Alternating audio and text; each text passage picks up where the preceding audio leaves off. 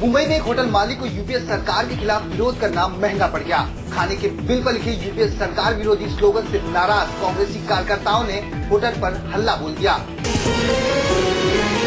मुंबई के परेल स्थित अदिति होटल पर यूथ कांग्रेस के कार्यकर्ताओं ने धावा बोल दिया। कांग्रेस यूथ विंग के कार्यकर्ताओं ने होटल में जमकर तोड़फोड़ की और होटल को बंद करवा दिया। होटल की गलती महज इतनी है कि उसने बिल पर यूपीए सरकार के भ्रष्टाचार के खिलाफ अपना विरोध दर्ज किया था। ऐसी रेस्तरां पर लग्जरी टैक्स लगाने की यूपीए सरकार की नीति का विरोध करते हुए बिल के आखिर में छपा होता था। यूपीए सरकार की नीतियों के मुताबिक 2G, कोयला और CWG घोटालों में पैसा खाना जरूरी है, जबकि रेस्तरां में खाना खाना एक लग्जरी है। होटल पर धावा बोलने वाले कांग्रेस कार्यकर्ताओं की भीड़ का नेतृत्व मुंबई के यूथ कांग्रेस के अध्यक्ष गणेश कुमार कर रहे थे। होटल को जबरन बंद कराने के बाद कार्यकर्ताओं ने होटल के खिलाफ मानहानि का केस भी दर्ज करवा दिया है। यूपीए गवर्नमेंट के ऊपर की टिप्पणी और एक टैक्स के ऊपर से, तो हमारा जो निदर्शन था वो यूपीए गवर्नमेंट के ऊपर जो इन्होंने गलत टिप्पणी की है। अभी कोई स्कैम प्रूव नहीं हुआ है, कुछ ये नहीं हुआ है, कोर्ट में मैटर चल रही है, उसके बदले में ये लोग क्यों कर रहे हैं। मुंबई के अतिथि होटल पर हमला करने वाले कांग्रेसी कार्यकर्ता यूथ कांग्रेस से जुड़े हुए हैं। यूथ कांग्रेस के राष्ट्रीय अध्यक्ष और कांग्रेस उपाध्यक्ष राहुल गांधी हैं। मुंबई के होटल में हुए यूथ कांग्रेस के हमले पर गुजरात के मुख्यमंत्री नरेंद्र मोदी ने ट्विटर पर दी है प्रतिक्रिया। मोदी ने ट्वीट किया है कि सहने की भी एक हद होती है। यूथ कांग्रेस के कार्यकर्ताओं ने मुंबई के परेश स्थित होटल अदिति पर हमले पर मोदी की प्रतिक्रिया के बाद सियासत तेज हो गई है। बीजेपी समेत शिवसेना ने कांग्रेस पर हमला बोल दिया है। अदिति रेस्टोरेंट को बंद करके अभिव्यक्ति के स्वतंत्र को वो समाप्त कर पाएंगे, अगर ऐसा उनका मानना होगा तो मैं ऐसा कहता हूँ कि वे बिल्कुल गलत है। वहीं कांग्रेस ने तमाम आरोपों को खारिज किया है और होटल पर ही तमाम आरोप मढ़ दिए हैं। यूथ कांग्रेस के कार्यकर्ताओं ने जो प्रदर्शन किया उसके कई कारण है। कंप्लेंट्स भी अदिति रेस्टोरेंट के बारे में आती रही है लोगों की, और वो लोगों की भावनाओं के नजर रखते हुए भी यूथ कांग्रेस के कार्यकर्ताओं ने वहाँ पे प्रदर्शन किया। कांग्रेसियों के विरोध के बावजूद मुंबई का अदिति होटल आज फिर खुला, लेकिन बिल पर यूपीए सरकार के विरोध वाला स्लोगन हटा लिया गया। मोदी को अमेरिकी वीजा दिलाने की राजनाथ की कोशिशों के बीच संसद के 65 सदस्यों ने बराक ओबामा को चिट्ठी लिखकर अपील की है कि वो मोदी को वीजा नहीं देने की अपनी मौजूदा नीति को बनाए रखें। गुजरात के मुख्यमंत्री नरेंद्र मोदी के लिए अमेरिकी वीजा की वकालत कर रहे बीजेपी अध्यक्ष राजनाथ सिंह की कोशिशों को झटका लग सकता है। राजनाथ सिंह अभी अमेरिका में हैं और वो ओबामा प्रशासन से नरेंद्र मोदी को वीजा देने की बार बार अपील कर रहे हैं। हालांकि सांसदों की चिट्ठी पर विवाद खड़ा हो गया है। चिट्ठी में सीपीएम नेता सीताराम येचुरी और सीपीआई के एमपी अच्युतन का नाम शामिल है। दोनों ने इसे फर्जी बताया है। उनका कहना है कि उन्होंने इस तरह की किसी चिट्ठी पर हस्ताक्षर नहीं किए हैं। You see, first of all, I don't recollect signing any such letter. Secondly, it's completely not in my nature. In which case, you'll have to actually check those letters and on what were the actual signatures taken. पत्र पर राज्यसभा के 25 और लोकसभा के 40 सदस्यों के हस्ताक्षर हैं। ये पत्र 26 नवंबर और 5 दिसंबर 2012 को लिखे गए थे, जिन्हें रविवार को दोबारा फिर से व्हाइट हाउस को फैक्स किया गया है।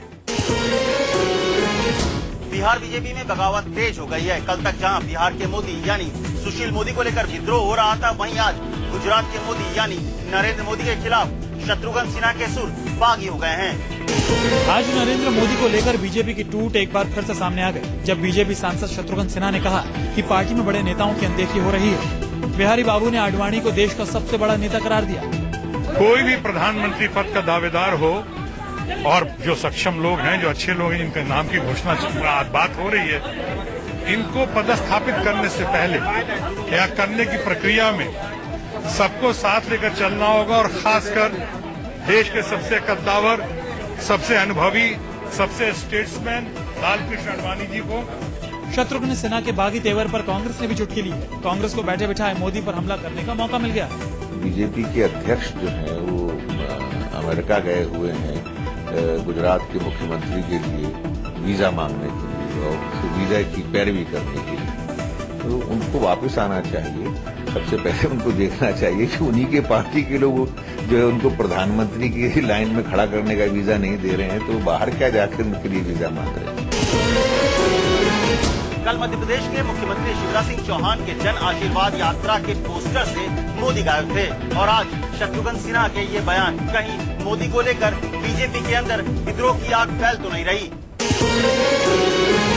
नरेंद्र मोदी को लेकर इंडियन मुजाहिदीन पर दिए अपने विवादास्पद बयान पर अलग थलग पड़े कांग्रेस नेता शकील अहमद को मिल गया है दिग्गी राजा का साथ। गुजरात दंगे को इंडियन मुजाहिदीन गठन से जोड़ने वाले कांग्रेसी नेता शकील अहमद के समर्थन में आ गए हैं दिग्गी राजा। दिग्विजय सिंह ने आज साफ कहा है कि अगर शकील अहमद ने ऐसा कुछ कहा है तो सोच समझकर ही कहा होगा। मैंने तो रिपोर्ट देखी नहीं। तो शकील अहमद साहब की राय सही आपको लगती है? उन्होंने रिपोर्ट देखी तभी तो कहा होगा। शकील अहमद साहब अनुभवी व्यक्ति हैं, वो तोल मोल के ही बोलते हैं। दिग्विजय सिंह का साथ मिलने के बाद शकील अहमद ने एक बार फिर कहा कि उन्होंने जो कहा उससे पीछे हटने का सवाल ही नहीं उठता। देखिए, वो मेरा बयान नहीं है। मैंने अपने ट्वीट में भी लिखा है कि एनआईए ने अपनी चार्जशीट में वो बातें कही हैं। गौरतलब है कि शकील अहमद ने गुजरात दंगों को इंडियन मुजाहिदीन के गठन को जोड़ दिया था। शकील अहमद ने ट्वीट करके कहा था कि गुजरात दंगों के बाद इंडियन मुजाहिदीन का गठन हुआ था। राहुल गांधी ने कल ही कांग्रेस प्रवक्ताओं की पाठशाला में ये नसीहत दी थी कि डरो नहीं, मिलकर लड़ो। ऐसे में सवाल ये उठता है कि राहुल गांधी की इस बयान के बाद ही शकील अहमद के समर्थन में दिग्गी राजा आ गए। गुड़गांव के high profile Geetanjali murder case की जांच जैसे जैसे आगे बढ़ रही है, सामने आ रहे हैं चौंकाने वाले तथ्य। जांच के बाद अब पुलिस को भी शक है कि गीतांजलि की मौत के पीछे अवैध संबंध एक वजह हो सकती है। गुड़गांव पुलिस के मुताबिक गीतांजलि के शरीर पर सीजीएम रवनीत गर्ग की लाइसेंसी रिवॉल्वर से 3 गोलियां मारी गयी। ये गोली गीतांजलि के शरीर को चीर कर निकल गयी और गोलियों के खोल रिवॉल्वर में ही रह गए। पुलिस को जांच में पता चला है कि गीतांजलि को मारी गई गोली के अलावा 3 और खोखे रिवॉल्वर में थे। पुलिस को अभी तक ये पता नहीं चल सका है कि रिवॉल्वर की बाकी 3 गोलियों का इस्तेमाल उसी दिन हुआ या उससे पहले हुआ। पुलिस को रिवॉल्वर और कारतूसों की बैलिस्टिक रिपोर्ट का इंतजार है। पुलिस को मौका वारदात से 2 गोलियां तो बरामद हो चुकी हैं और अभी तक 1 गोली की तलाश है। इसके अलावा पुलिस ने गीतांजलि के केस में अवैध संबंधों से इनकार नहीं किया है। सूत्रों की माने तो पुलिस ने इस मामले में सीजीएम रवनीत गर्ग के रिश्तेदार से पूछताछ की है। पुलिस को सीजीएम के भाई नवनीत से भी अहम जानकारी मिलने की उम्मीद है, क्योंकि गीतांजलि के घर वालों ने जो स्कॉडा कार कुछ दिन पहले दी थी उसका इस्तेमाल वो ही कर रहा था। गुड़गांव पुलिस ने साफ कर दिया है कि इस मामले में सीजीएम रवनीत गर्ग और उनके परिवार को अभी क्लीन चिट नहीं दी गई है। बिहार के सीएम नीतीश कुमार ने आखिरकार छपरा मिड डे मामले पर तोड़ दी अपने चुप्पे। नीतीश ने 23 मासूमों की मौत के लिए विपक्ष को जिम्मेदार ठहराया है। नीतीश ने न सिर्फ मिड डे मील कांड में साजिश की बात की, बल्कि साजिश को बेनकाब करने के लिए जांच टीम भी बना दी। मिड डे मील हादसे को बीजेपी और आरजेडी की साजिश करार देते हुए नीतीश ने कहा कि बीजेपी और आरजेडी के बीच इस घटना का राजनीतिक लाभ उठाने के लिए गुप्त समझौता हुआ है। नीतीश के आरोपों पर बीजेपी भड़क गई है। दुनिया में ऐसा कहाँ हुआ होगा कि एक स्कूल का प्रांगण शमशान में परिवर्तित कर दिया गया, वहाँ 23 बच्चों को दफनाया गया। बिहार के मुख्यमंत्री को जो भी लग रहा है उनकी बिहार के मुख्यमंत्री की संवेदना कहाँ चली गई। देखिए, नीतीश कुमार बौखलाहट में है और वो बयान के माध्यम से बिहार के सौहार्द को बिगाड़ना चाहते हैं। कांग्रेस और लेफ्ट ने भी नीतीश के बयान पर निशाना साधा है। बच्चों को जहर खिलाकर मार दिया जाए और उस पर राजनीति हो, मैं समझता हूँ कि राजनीति कितने निम्न स्तर पर पूंजीवादी राजनीति पहुँच गई है, इसको देखिए। मिड डे मील में जो पैसा दिया जा रहा है उसमें जो क्वालिटी है वो घटिया स्तर की खाने की है। नीतीश कुमार के बयान से बिहार में मिड डे मील खाने से 23 बच्चों की मौत पर सियासत तेज हो गई है। आरजेडी ने भी नीतीश पर हमला तेज कर दिया है। बिहार में बीजेपी और जदयू के बीच जारी घमासान के बीच आज जदयू ने प्रवक्ता पद से शिवानंद तिवारी की छुट्टी कर दी और राष्ट्रीय प्रवक्ता की जिम्मेदारी केसी त्यागी को दी गई है। एक और जेडीयू दावा कर रही है कि बीजेपी के 40 से ज्यादा विधायक टूटकर उसके पाले में आने को तैयार हैं। वहीं खुद भी उसे अपने घर में सेंधमारी का डर सता रहा है। घर को दुरुस्त करने लगी जेडीयू ने आज राष्ट्रीय प्रवक्ता और फायर ब्रांड नेता शिवानंद तिवारी की जुबान पर ताला लगा दिया। शिवानंद तिवारी को जेडीयू के महासचिव पद के साथ साथ राष्ट्रीय प्रवक्ता पद की जिम्मेदारी से भी बेदखल कर दिया गया। बताया जा रहा है कि मोदी विरोधी शिवानंद तिवारी का पत्ता शरद यादव ने काटा है। शरद यादव ने आज अपनी पार्टी के नए पदाधिकारियों की 17 सदस्यीय सूची जारी की, जिसमें तिवारी का नाम नहीं है। मोदी के नाम पर एनडीए से अलग होने वाली जदयू में मोदी का सबसे मुखर विरोध करने वाले शिवानंद तिवारी को पार्टी के 2 पदों से अचानक हटाना कई सवाल खड़े कर रहा है। लोकसभा चुनाव से ठीक पहले रामविलास पासवान ने अपने बेटे चिराग पासवान को राजनीति में आधिकारिक तौर पर लॉन्च कर दिया। चिराग पासवान को एलजेपी की पार्लियामेंट्री पार्टी का चेयरमैन बनाया गया है। लोकसभा में एलजेपी को जीत दिलाने की जिम्मेदारी आज खुद रामविलास पासवान ने अपने बेटे चिराग पासवान को सौंप दी। इन तस्वीरों को देखकर साफ है कि अब एलजेपी में जनरेशन चेंज का वक्त आ गया है।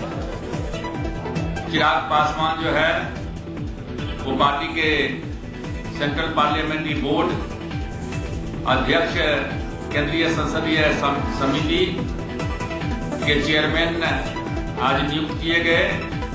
चिराग पासवान पार्टी के पार्लियामेंट्री चेयरमैन बनाए गए हैं, यानी रामविलास पासवान के बाद चिराग की हैसियत एलजेपी में दूसरे नंबर की हो गई है। अब देखना है कि चिराग अपने पिता की पार्टी की नैया कैसे पार लगाते हैं। मैंने देखा वहाँ पे, मैं बिहारी हूँ, बिहार से आता हूँ, और जिस तरह से मैंने देखा कि वहाँ पे बिहारियों के साथ बर्ताव होता है, क्या ना सिर्फ मुंबई में बल्कि आप दूसरे प्रदेशों में भी देखें, बिहारियों को रोजगार की तलाश में जाना पड़ता है, शिक्षा की तलाश में जाना पड़ता है। तो ये बातें जब मैंने बहुत करीबी से देखी, उनकी भावनाओं को, उनकी मजबूरियों को समझा, तो मुझे लगा कि कहीं ना कहीं जरूरत है वापस अपने प्रदेश में जाके काम करने की।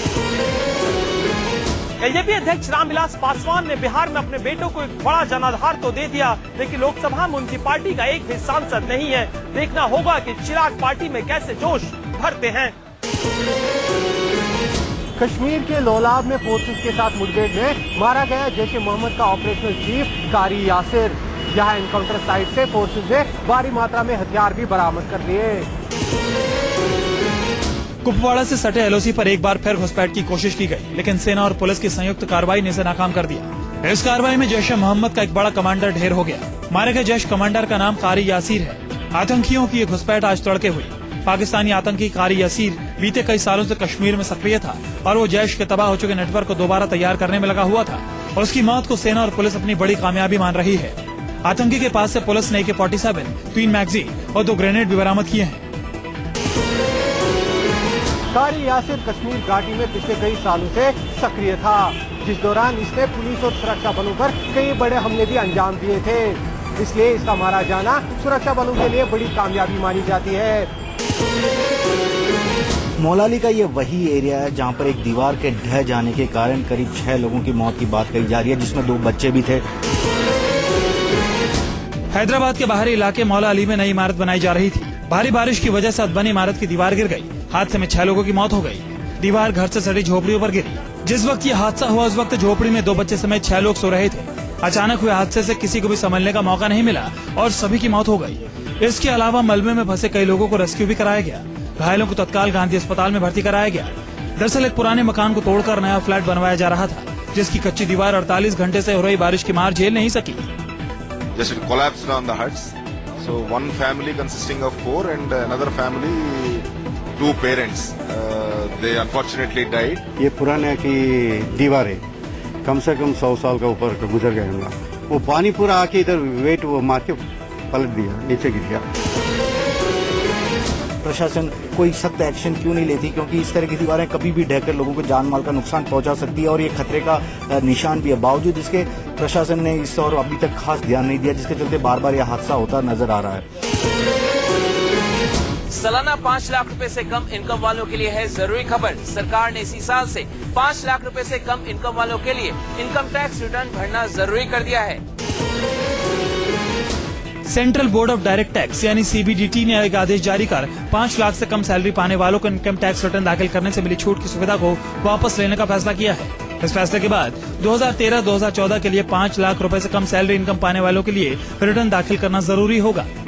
टैक्स पेयरों को 2 साल से रिटर्न नहीं दाखिल करने की दी गई सुविधा को वापस ले लिया गया है। 5 लाख से कम इनकम वालों को मैनुअल या फिर ई रिटर्न भर सकते हैं, लेकिन 5 लाख से ज्यादा इनकम वालों के लिए इसी साल से ई रिटर्न भी भरना होगा। गौरतलब है कि मौजूदा राष्ट्रपति प्रणब मुखर्जी ने 2 साल पहले वित्त मंत्री रहते हुए 5 लाख से कम सैलरी इनकम पाने वालों को रिटर्न दाखिल करने की राह दी थी। वित्त मंत्रालय के इस फरमान का मकसद इनकम टैक्स की चोरी को रोकना माना जा रहा है। वहीं 25 जुलाई से 31 जुलाई तक इनकम टैक्स विभाग रिटर्न दाखिल करने के लिए एक खास अभियान चलाने जा रहा है। अभिनेता संजय दत्त की सजा को कम करने के लिए दायर क्यूरेटिव याचिका को सुप्रीम कोर्ट ने आज खारिज कर दिया। संजय दत्त को अब पूरी सजा जेल में ही काटनी पड़ेगी।